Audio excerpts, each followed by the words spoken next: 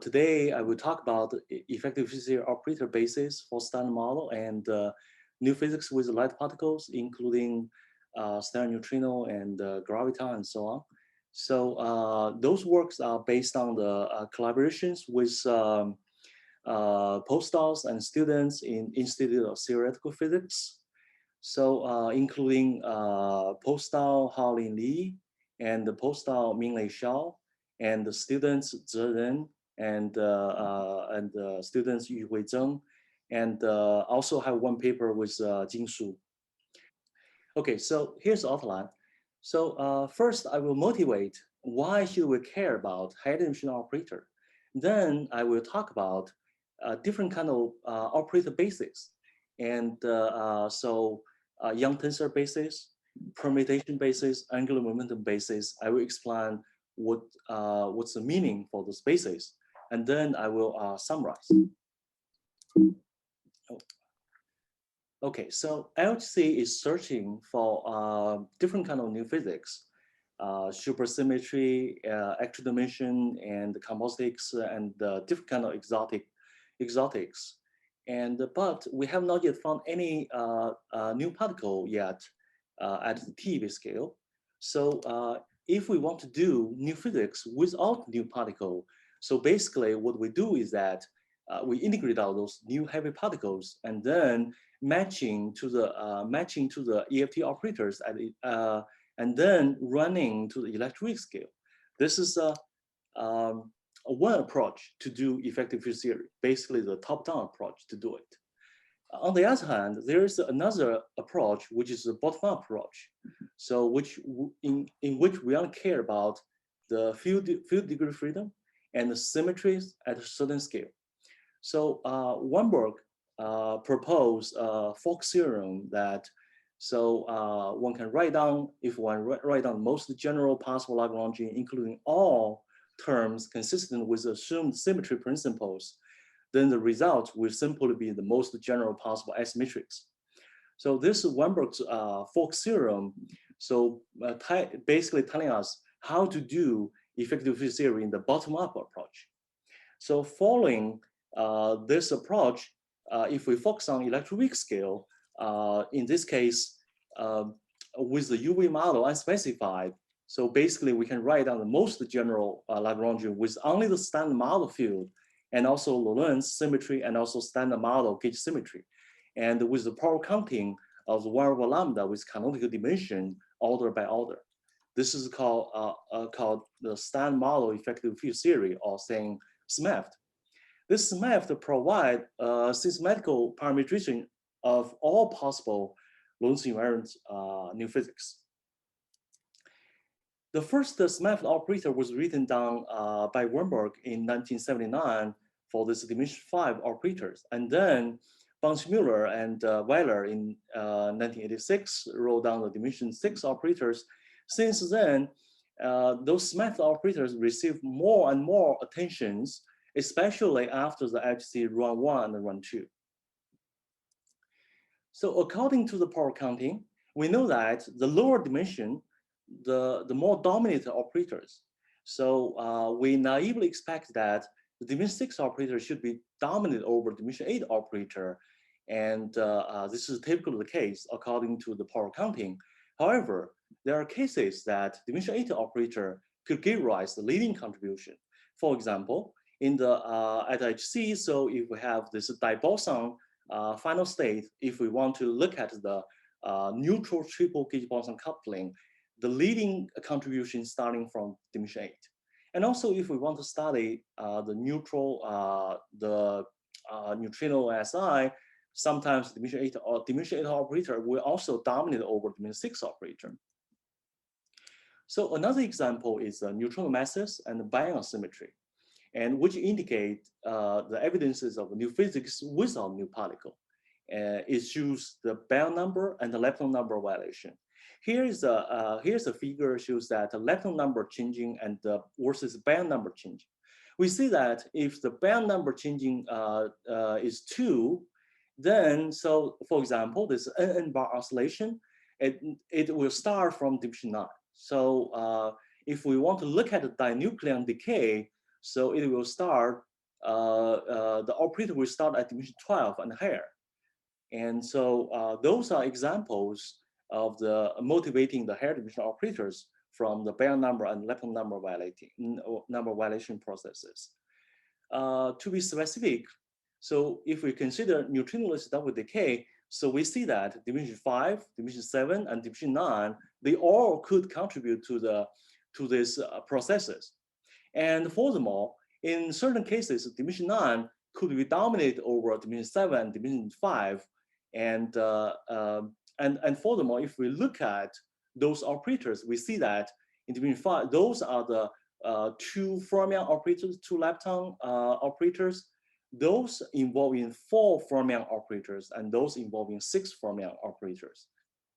So if we want to have a complete, if we want to have a systematical study on this, for example, neutrino double decay process, so if we don't want to miss any kind of operators which contributing to this process, so it is necessary to write down complete set of operators up to certain dimensions, such as dimension 9.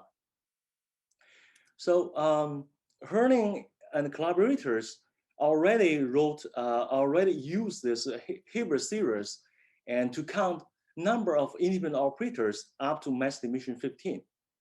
And we can see that as this mass dimension goes up, this number of independent operators grows very quickly, kind of like exponentially. If we look at it, dimension 5, dimension 6, 7, they are kind of, for one generation, they are kind of order 100 operators.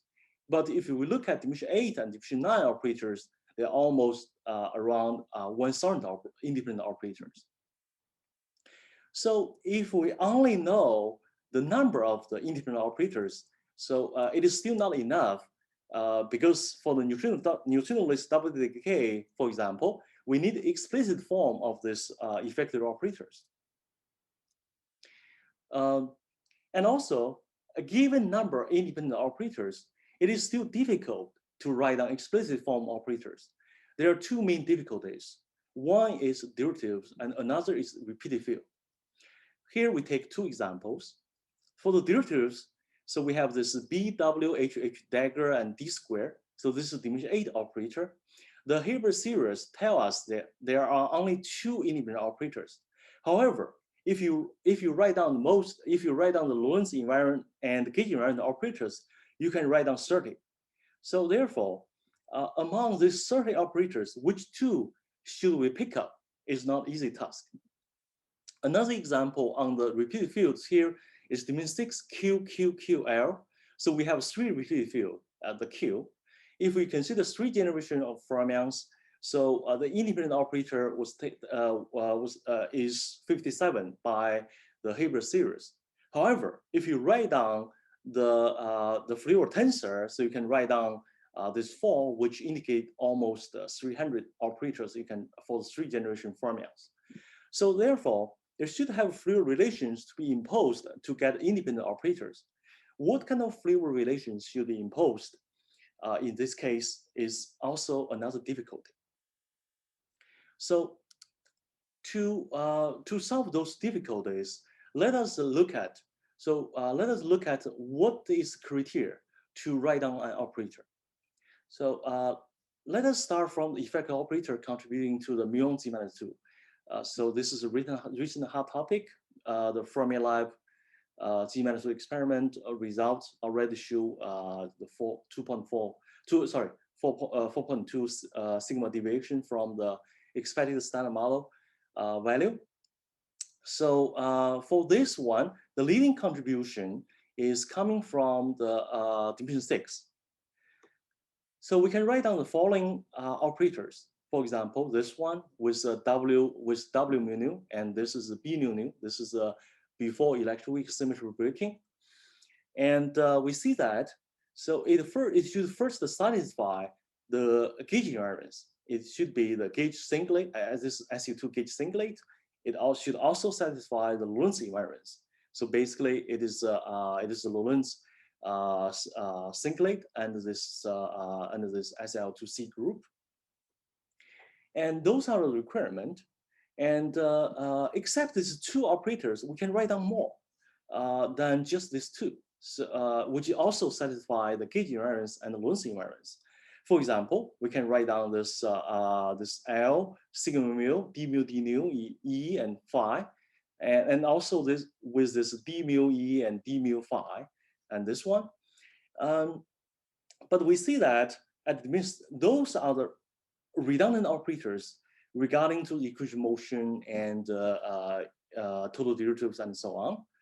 And we can look at the dimension 6 operators and to see why those two should be the independent operators we should consider for the muon sigma 2. So in 1980s, Bunch-Muller and Weller wrote down 80 operators, and but later people realized that so those 80 operators have redundant is overcomplete, have redundancy. So those redundancies will be usually is equation motion, or saying field redefinition, current derivative commutator, basically d mu d nu should be replaced by f mu nu, and the Bianchi identity integrating by part, which is total derivatives, and also first identity and so on. So I have to remove all of these redundancies. So finally, WASA group get this 59 independent operators, and this is complete and independent operators. So which include these two as this dimension 6 in the dimension 6 as these two independent operators contributing to the G-2. So we learned that this took almost more than 20 years to, get the complete operators, because the process is quite tedious and prone to error. So to avoid such a tedious process, so we may think this operator as more have more information. We can think of this operator as unsure amplitude. In this case, the EFT operator is basically contact amplitude, which not only contains the group invariant, but also has little group scaling information.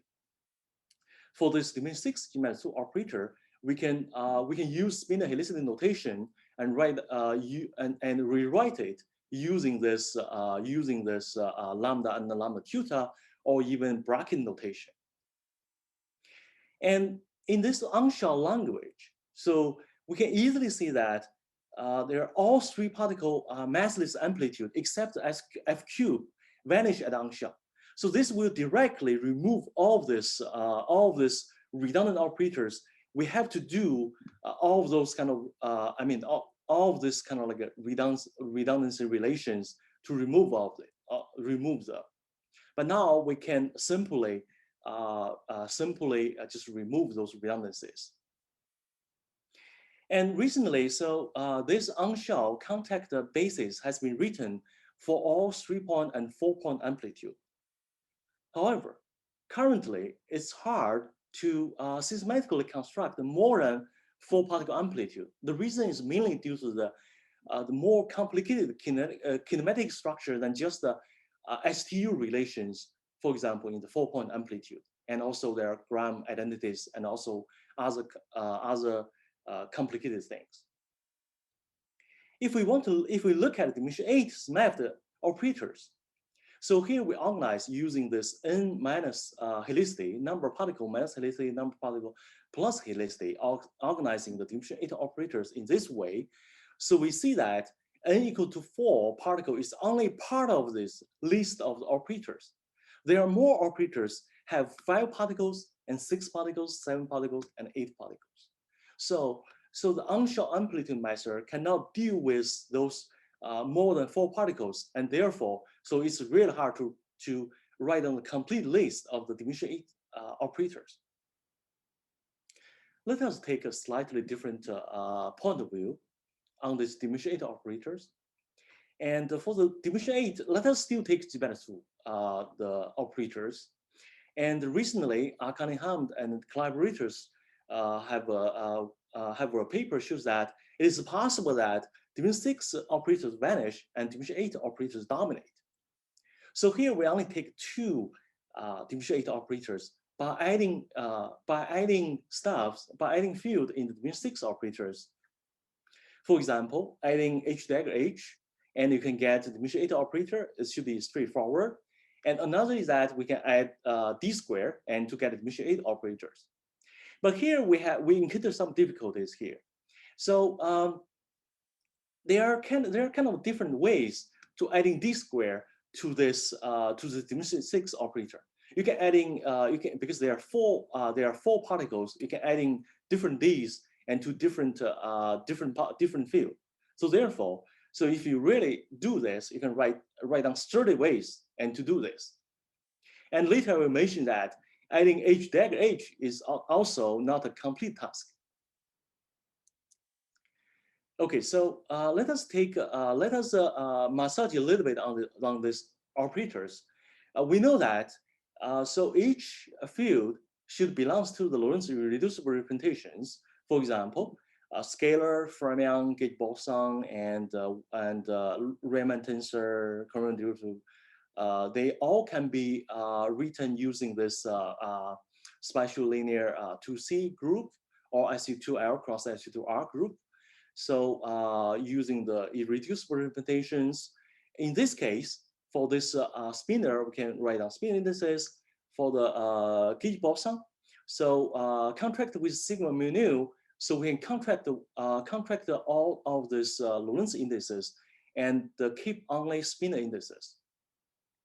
And similarly, we can have a well tensor, which is the irreducible representation of this Lorentz group. And also for this current derivative, so we have this d mu sigma mu contracted by the using this d alpha alpha dot, and all of this can be expressed using this spinor helicity notation. Okay, so with this kind of notation, so the operator can be rewritten using the explicit spin indices. For example, so if I have this those kind of with two D's, G minus 2 operators, so we can rewrite it using this notation by using this D per psi, for example, D phi, and so on. So furthermore, we can use this epsilon tensor and to re-express this one using this epsilon tensor and times those field and fields with derivatives. So in this way, so we will see that it is easier to find more symmetries of the operator with those spinor indices. So for the field with derivatives, so we already see that there's a D psi. We can, for this D psi, we can decompose those spinor indices into anti-symmetric epsilon alpha beta and symmetric and the alpha beta. So we see that for the anti-symmetric indices part, so this is just the equation motion because this is D psi, this is equation motion.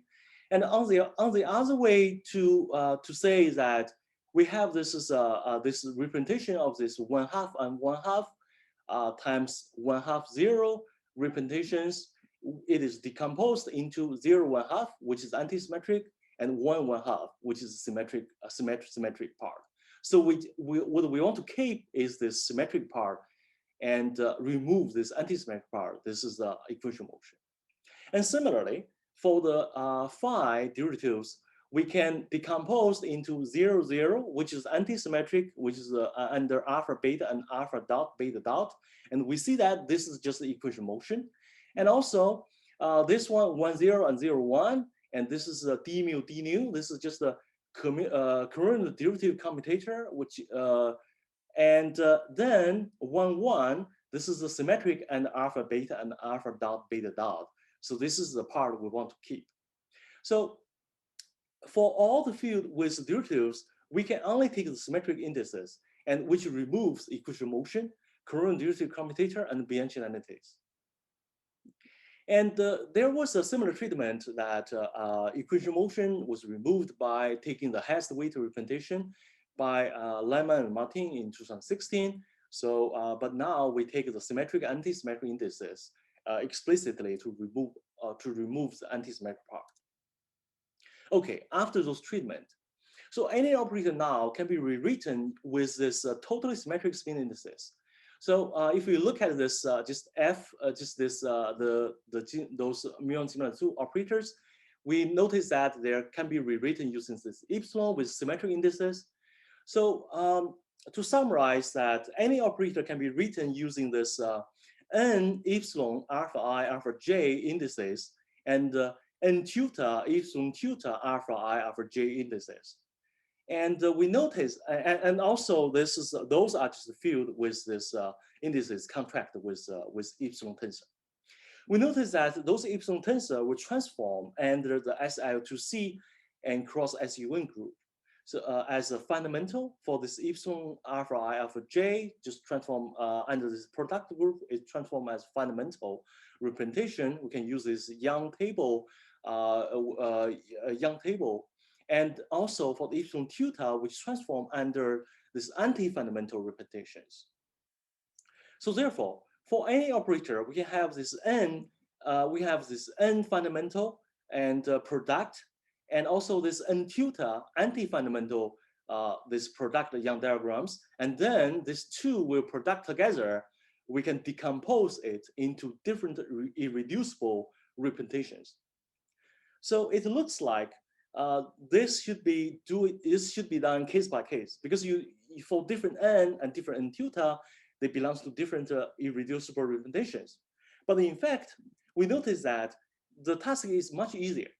The reason is that if we take this two, for example, if we take these two fundamental representations, we notice that only after decomposition, only the box Young diagrams should be kept, and the other Young diagrams should be removed because they all belong to this shortened identity, or saying fused identity. So therefore, the task will become very easy for this n Young diagram. It's just the box Young diagrams, and for this n anti-fundamental representation product, it should be n tutor box anti-fundamental Young diagram. So the task becomes there are two boxed Young diagrams, Young diagram product and decomposition. And in this case, we further show that so it is only this simply grouping these two Young diagrams should be kept, and all other Young diagrams should be removed by because they belong to the total derivatives. We can see that if you have all other kind of Young diagram, so it should always satisfy epsilon alpha I dot, and sum over all the i's, which is just exactly the total derivative we want to remove, which is also called integration by part. So basically, if we only keep this target Young diagram, so we remove this total derivative redundancies. And I want to say that such Young diagram was also obtained from this conformal K harmonics by Herning and Malaya in 2019. But now we use this Young diagram. We obtain this Young diagram using this epsilon tensor transformation directly. After obtaining this Young diagram, so we need to fill in this Young diagram and to get the Young table and obtain the Lorentz structure. So here we fix a class of operators, or saying a type of operators, and invent a new Young diagram filling rules, and on this semi-standard Young table. And in this case, so it can further remove the redundancies from using the fork condition. And I want to say that so this will form those Young table, semi-standard Young table will form a basis for the Lorentz structure, because this Young table, the different Young table are independent. So this Young table method guarantees the independence. And furthermore, filling all semi-standard Young table will guarantee the completeness, because we are filling all of this semi-standard Young table. And let us still take this dimension 8 operator example. So here, so we have 3 n's and 1 n tutor, basically, which is just this 3n and 1 n tutor. So so we can fill in this Young diagrams. Basically, it's just this Young diagrams. So so there, we can see that using the fitting rules, we can see that there are only two semi-standard Young table you can fill in. So after you get into this Young diagrams, you can obtain this epsilon tensors directly from this Young table, and also this Lorentz structure.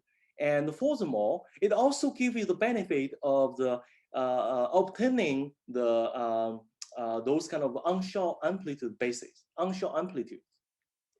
So therefore, so this Young table method will construction will give us this operator amplitude correspondence. Basically, those Young tensor construction corresponding to the unsure contact amplitude. For example, for another operator which don't have adding the h dagger, don't adding d square, adding h dagger h to this dimension 6 operator, there are only one Young table you can fill in. So therefore there are only one Lorentz structure. And furthermore, this Young table will surpass this 4 particle amplitude basis in the unsure method I previously mentioned. The reason is that because it extends the little group U1 scaling to this n particle SU1 transformations. And here is one example of 5 particles, 5 scalars, and with 2 Ds. You see that you can directly fit in this into 5 different Lorentz structures. So 5 different Young diagrams corresponding to the 5 different independent Lorentz structure, and which is also complete. And we can do this for all the dimension 8 operators. And we see that although dimension 8 operator has almost 1,000 operators, however, there are only 15 Young diagrams you can list. So this is quite simple regarding to this Lorentz structure, because you're just filling in those diagrams, you get different Lorentz structure. But different filling will correspond to different operators. Let us take this one as an example. This one including the Z-2 dimension 8 operators and also other operators. And first, this one is just what we already got. This is basically just the dimension 6 adding d square. And another one, you see that is BWH dagger d square. You see that this one have 2 fermions and one gauge boson and another scalars. And now there's no fermions, just 2 gauge bosons and 2 scalars and 2D. So you see that, so they correspond exactly the same Young diagram, but just the feeling are different. The reason is that the helicity of these two, because of the field content have different helicities. So the feeling are different. Therefore, the different feeling will give you very different Lorentz structure, or the same Young diagram. And now, so we see that there are also 2 different Young diagram, different Lorentz structure for this one. And in fact, this one, this operator has been studied by Hayes and collaborations in 2018 for this BWH dagger d square. And first they use equation motion, reduce it to 7, and then so they spend most of the pages to reduce it into 2. So now, so in this Young tensor method, so basically we just count how many particles in this operator and the helicities in this operator. Then that's it. And then you fill in the Young diagrams. You get 2 different Young table, and therefore you have 2 different Lorentz structure among the 30s. So there's no need equation motion and integration by part. Okay, so this is the Lorentz structure, and basically which involve in those current derivatives and so on. The gauge structure, which is the internal symmetry, is easier than Lorentz structure because there's no D's. And however, there are also some, this process is still quite tedious. Let us take example of 4 fermion band number conserving operators. The Wassa basis gave us 25 operators. And Monty-Muller and Weiler wrote down 29 in the past. There are 5 redundant operators due to field identity. There's 1 missing. So basically, to write down independent operator, you need repeatedly using those relations. This is the first identity and also other relations, and which is still quite tedious for the gate structure. And now we want to ask, so can we also do this similar to the Lorentz structure, do this systematically and get independent and complete gate structure? Let us take this G-2 dimension 8 operators as example. This is dimension 6 operator adding H dagger H. So usually you can adding this H dagger H directly. So this is easy. If this is only one, of course you can get others if you exhaust. If you do a tedious process. But now we can still use Young table and do this process. So we invent a little resizing method at Young table level, because typically little resizing rule is at Young diagram level.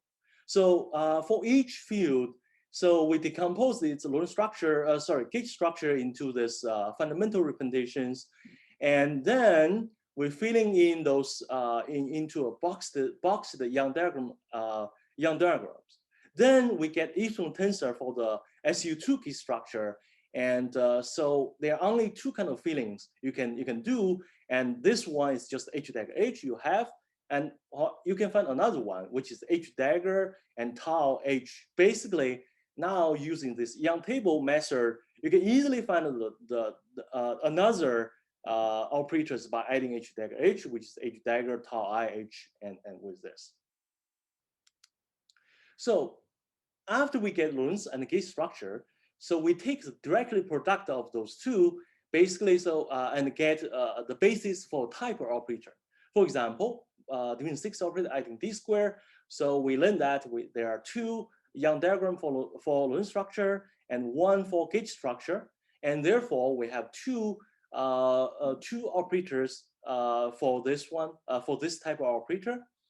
So for another type of operator, so we have one Lorentz structure, but we have two gate structure, so we still get two. And we can repeatedly doing this process for all kind of operators, all type of operators, which will give rise to the Young tensor basis for certain mass dimension, which we call it Y basis. Basically, it's just Young tensor basis. Okay, so up to now, we have not yet considered flavors. But in standard model, we know that fermion have 3 flavors. So even for this dimension 8 operator, we see that. So E and L, there are 3 flavors. So if we adding the flavor indices, the operator will form a flavor tensor in flavor space. And typically, we're just adding these flavor indices. That's enough. However, if they are repeated field, this flavor tensor should obey certain symmetry structure. For example, this is LLHH, which is dimension 5 operators. We see that. So for the LL will be those are repeat with P and R flavor indices. So those are symmetric under flavor permutation. So we think that for 3 generation flavors, we think we can write down 9 independent operators. But in fact, because of the symmetric flavor under the flavor permutation, so there are only 6 among 9 are independent operators. So in another way to say, we can impose the flavor relations, which remove 3 of them and get 6 independent operator for the LLHH. Another example is this QQQL at dimension 6. So once a basis was first written down this two flavor tensors, and later they realized that this can be reduced into one flavor tensor. So they, in their version 3, they changed it to the one flavor tensor, and in this case, you really need to impose these flavor relations to get independent operators, which is a 57 operator. And we see that this process from, even from this dimension 6 operator, we see that this imposing these flavor relations is indeed an easy task. So we take a slightly different way to think about this. So basically, we think this is kind of using the flavor tensor can be decomposed through this Fourier symmetry. And according to the Schur-Weil theorem, so this Fourier tensor can be decomposed through this SNF symmetry. So for example, for this LLHH, it has S2 symmetry, and through the Schur-Weil theorem, you see that in the SUN Fourier symmetry, you really have this, you can fill in this this Young diagram, you see that there are only 6 independent entries. So basically you get 6 independent operators for LLHH. And this is for QQQL. And because there are 3, if you still naively expect that you have S3 symmetry, have this 4 different symmetries. But regarding to the SUNF, according to this SUNF symmetry, we see that only 3 are irreducible SUNF Fourier space. Basically, this is a representation 10, 8, and 1, anti-symmetric 1.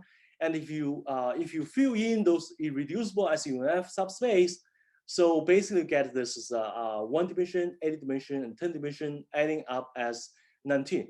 And you have another QQL, L have 3 Fourier, you get 57. So the number is correct. And now, so the question will be how to recognize this SUNF symmetry according to this SN symmetry. And this is basically spin statistics. So if we have n identical particle, so for these operators, it should obey spin statistics. For example, fermion should be fermion statistics or bosonic spin statistics.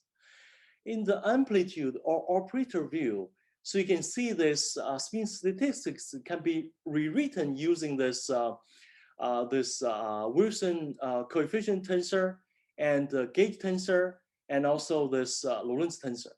So basically, if we want to get the Fourier symmetry, so what we need is basically we need to investigate the permutation symmetry of the gauge symmetry and the Lorentz symmetry. For example, still for the LLHH, you see that this is SU3, this is SU2, and those are under permutation symmetry, those are the symmetries. And also for this Lorentz symmetry, you can get a symmetry structure, and finally you can get the Fourier symmetry, which is the symmetry.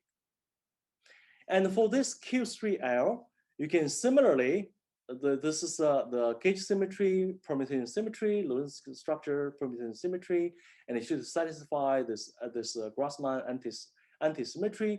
So therefore, the Fourier structure should be 10 plus 8 plus 1. So this is exactly explains why should we have 3 of them.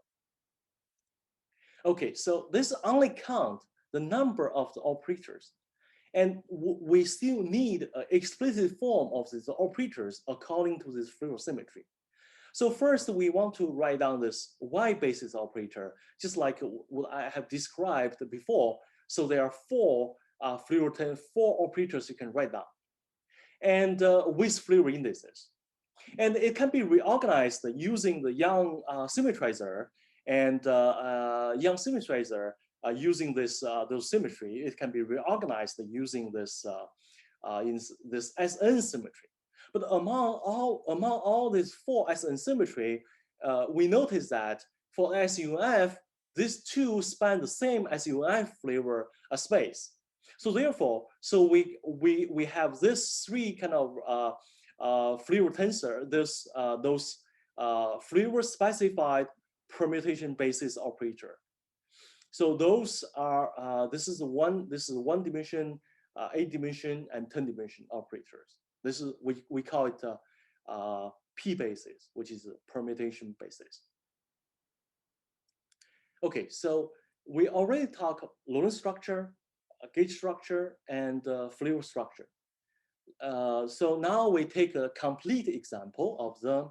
So we see that this is dimensional operators with ground and 3D and 1E and D. So we have N and N theta have this Young table, and then because there are 3 repeated field, we can reorganize the gauge symmetry using the permutation symmetry, and which is 3, 1, 2, 1, and 1, 1, 1. And this is for Lorentz structure. We organized using the permutation symmetry. And similarly, for the gate structure, we can get Young table. And now we notice there only 2-1 permutation symmetry is kept. And after we get that, so we have the Lorentz structure and the gate structure. We can decompose into the Fourier structure. We can see that we have 3 mixed symmetry and 1 symmetric Fourier symmetry, 1 anti-symmetric Fourier symmetry. Organizing using this Fourier symmetry, and we can obtain the final operators. And those can be optimized using this mathematical procedure we have written, and obtain the operators for dimension 8 and dimension 9 for the SMEFT. So dimension 8 we have written down, and then Murphy used the traditional method and also wrote dimension 8 operators. We coordinate and put to the archive on the same day, and then we wrote dimension 9, and then Leon and Ma they used traditional method and obtained the dimension 9 basis, and we coordinate to put on archive on the same day. And similarly, we can get the low energy EFT in which the standard model field which integrate out top quark and WZ and Higgs, and just the Lorentz and the color and U1 EM symmetry. And we have written division 8 and division operators, and later Murphy also wrote division 8 operators for the low energy EFT.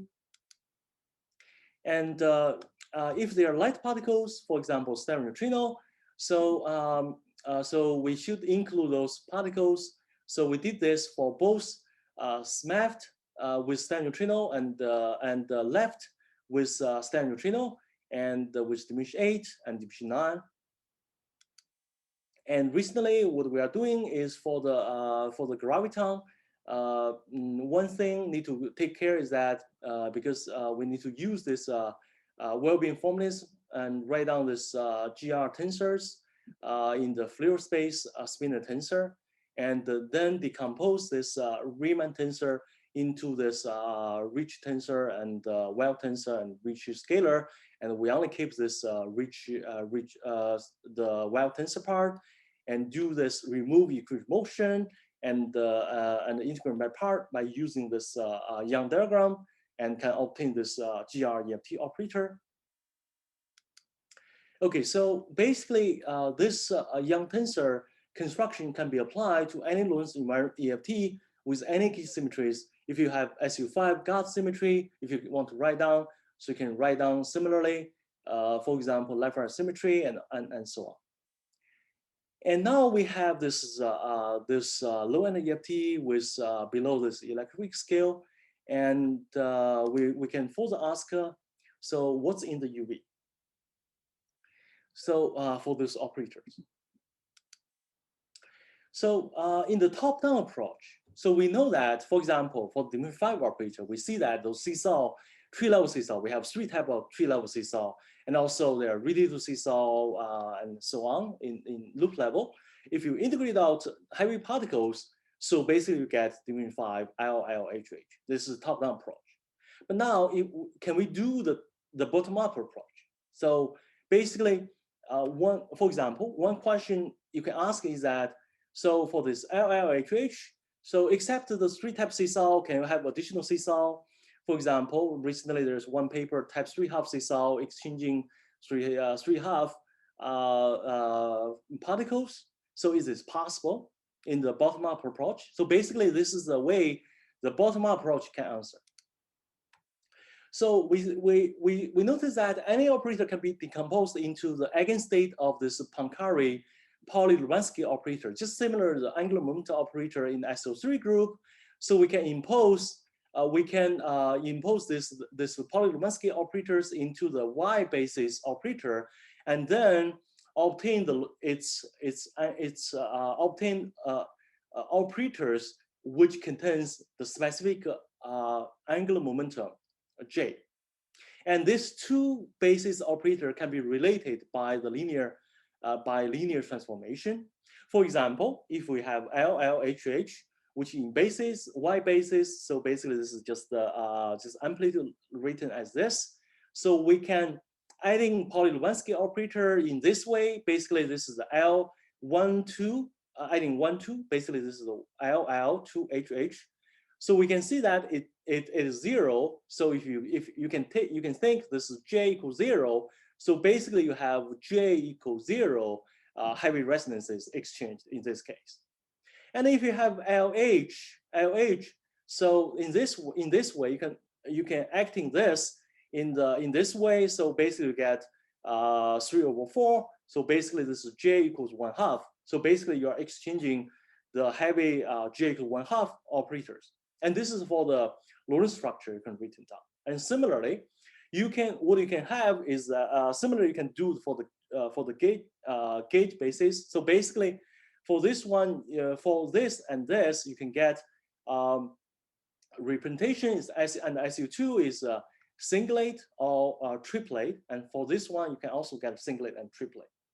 So basically, for this LLHH operator, so what you can written down is that if you look at LH to LH, you have J equals 1/2, and this one, so you have this, so you can, so this is exchange spin 1/2 particle, and also you have its gauge quantum number could be singlet or triplet.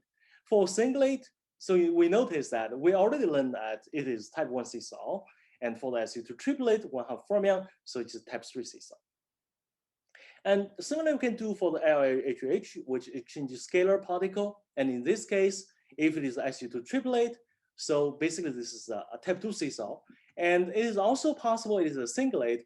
However, if it is singlet case, SU2 singlet, so because for the singlet case, and in this case, the G basis is only this HH contracting, LL contracting. So in this case, with this anti-symmetry, will exclude this singlet case. So basically, in the standard model, in the SMEFT, the Decomposition 5 operator, we can only have type 1, type 2, type 3 seesaw. Any other kind of seesaw at the tree level. So any other kind of seesaw should not available through the angular momentum analysis. Okay, so now you can do other kind of operators. For example, for this, if you have 4 particle without D or with Ds, you have different topology. 5 particle, you can do this similarly, and 6 particle, you can also do this. And now we take this dimension 9 operator as example, because this is completely enough. So for example, this is N-Nbar Oscillation, it's leading contribution at dimension 9. So we can have different kind of topology contributing to this N-Bar Oscillation. We can write down this Y basis Lorentz structure, gauge structure, flip structure, and then we can get this operators for the first generation N-Bar Oscillation. And specifically for this topology, with this right-handed D and 4 right-handed D and 2 right-handed U. So we see that there are only 2 operators we can written down, P basis operator. But if you look at if you use Pauli-Lubansky operators to look at the UV, and this is it's a spin, and this is the quantum number, the SU3 quantum number. For example, if we take this one, this is spin 0 particle, and this one spin 1 particle. This is spin 1 particle in the heavy particles, and with all gauge numbers 6 type SU3 color 6 type. So so for this UV, this kind of UV, which is a J basis, which can decompose into this typical, the operator can be written is this combination. And we look at this literatures and for example, for this one, for all scalar heavy resonances and with 6 type colored particles, This has been looked at by Babu and collaborators in 2016. And we also noticed that even for this topology, there are still many UV setups still unexplored. Okay, so now before I go to the conclusion, I want to mention a little bit on the big picture. So basically, so this operator, we basically use the conformal symmetry Spinor representations for this. One is the special conformal transformation. So this will give rise basically the Y basis, and also the Pauli-Lubansky, this W square will give us this J basis. And furthermore, so if you consider this dilatation, it will give you the RG running analysis dimension information. And so if you consider RG operator RG flow, so this RG running, this analysis dilatation will mix among different classes of operator. And this Yang tensor basis could provide a preferred basis to perform this RG running. Okay, so finally, I want to mention that. So why do we consider this Yang tensor basis? Basically, I want to say that it provides really a modern view of this operator as unshot amplitude with spin statistics included using this operator amplitude correspondence. And furthermore, any operator can be uniquely converted to this basis. And the advantage of this will be, at first, will eliminate the Feynman rule, because in this, using this unshot amplitude, you don't need this. You can study this processes using this unshot scattering amplitude. And furthermore, it will indicate the UV resonances in the J basis and have some indication on the RG running. So this brings me to the conclusion is that, so the first take-home message is that, so for the Hilbert series, it only tells us the number of independent operators, basically the counting, and the unshot EFT gave us this up to 4 particles for this unshot amplitude basis. And now we have this Yang tensor basis. It can apply to any operator to any mass dimension. So another message I want to deliver is that, so this Yang tensor construction is basically provide unified construction of Lorentz structure, gauge structure, and fluid structure. They all use Yang table method and to do this, which guarantee the independentness and completeness. And this Yang tensor method can be applied to any generic EFT with Lorentz structure and also any gauge symmetry. So that's all I want to say. Thanks very much.